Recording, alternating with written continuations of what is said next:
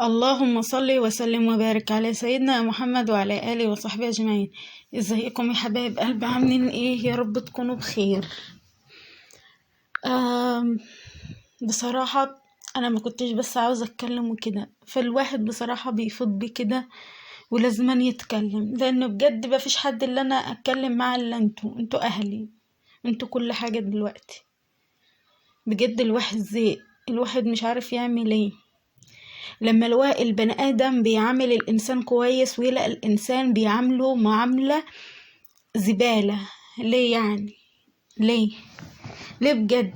ليه لما انت تبقى معاك طفل تعبان شوية حد يعايرك بيه؟ ده مخلفة عيل معاق، ده مخلفة عيل في كذا وكذا. ليه الكلام اللي يجرح ده؟ ليه الناس دي نتعامل معاها ازاي؟ بجد الواحد والله العظيم فاض بيه بجد، فاض بيه. الواحد مش عارف يعمل ايه، ان ممكن اقرب الناس ليكي هما اللي بيعايروكي وهما اللي بيقولوا كده. حسبي الله ونعم الوكيل. بصراحة والله العظيم مش عارفة اعمل ايه، يعني مش عارفة ايه اللي بيحصل ده في الدنيا. يلا الحمد لله. معلش اتكلمت كده في اول الفيديو لان بجد انا مخنوقة، فبصراحة قلت اعمل فيديو واتكلم فيه، ممكن تنصحوني اعمل ايه؟ لان بجد انا مضغوطه جدا. يعني ابني لما بيجي ينزل مثلا تحت عند سلفتي بتطيحه. انت مقعداه هنا ليه؟ انا مش عاوزاه يقعد معايا، انا مش عاوزاه، انت معاكي عيل معاق وكده. فيدوني اعمل ايه معاه؟ ارد عليها اقول لها ايه او اعمل ايه؟ بجد تعبت. فالمهم معلش يا جماعه والله حقكم عليا اللي انا اتكلمت في اول الفيديو الكلام ده. تعالوا بقى ان شاء الله نخش بقى في في الفيديو بتاعنا. تعالوا نشوف انا عملت ايه. طبعا ده منظف للغسيل بتاعنا. طبعا انا جبت كده لتر من المية، حطيت عليهم 4 معالق من النشا ودوبتهم كويس جدا. جبت معلقة كده من البطاطس، حطيت عليها كده نص كوباية من المية، وحطيت عليهم كده معلقة من البطاطس، دوبتهم. وبعدين بروح حطاهم على النشا. بفضل اقلب، كل ما بتقلبي بيتقل معاكي وهيبقى معاكي اللهم بارك عسل.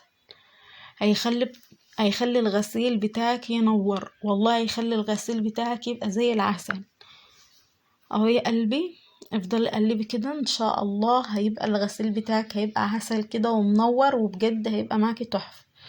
هقلب كده. طبعا طول ما انت ما بتقلبي بيتقل معاكي زي ما انتوا شايفين كده. هو طبعا تقل معايا اهوت، تقل معايا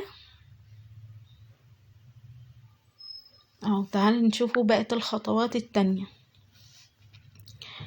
طبعا انا هجيب بقى هجيب نص كوباية من البرسيل الأمي اللي هو العادي، اي أمي عندك. هتجيبي نص كوباية من اي أمي للغسيل عندك، نص كوباية. احط عليهم معلقة الا ربع من البيكربوناتو، يعني الكربوناتو، واحط عليهم معلقة الا ربع من اللهم صل وسلم وبارك على سيدنا محمد، ومعلقة الا ربع من ملح الليمون. واحط عليهم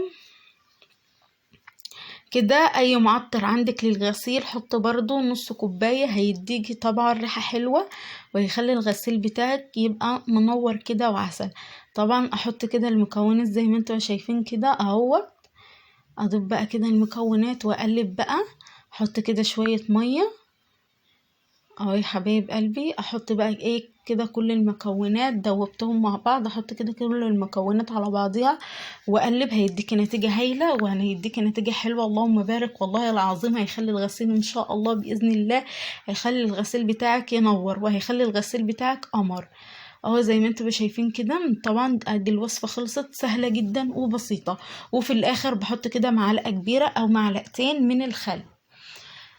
وصفة سهلة جدا وبسيطة، وبجد ان شاء الله هتخلي الغسيل بتاعك عسل اهو يا حبايب قلبي. ادوب بقى كده الخليط مع بعضه زي ما انتوا شايفين كده. بيبقى الخليط كده، تحط كده شوية على الغسيل، ان شاء الله الغسيل بتاعك هينضف وهيبقى زي الفل. هقلب بقى كده زي ما انتوا شايفين كده. واروح حاطه بقى الايه، اوريكم هيبقى عامل ازاي. اهو يا قلبي شوفوا عامل ازاي، تقيل ازاي، وحاجه كده عسل، وحاجه كده تحفه. وان شاء الله الغسيل بتاعك هينور. اهو يا قلبي والله العظيم يعني الخطوه دي جميله جدا. بالله عليكي ان عجبك الفيديو ما تنسيش تدوس لايك وتشترك في القناه. اهو يا قلبي زي ما انتوا شايفين كده، شوفوا شكله عامل ازاي، بجد شكل الله اكبر عسل.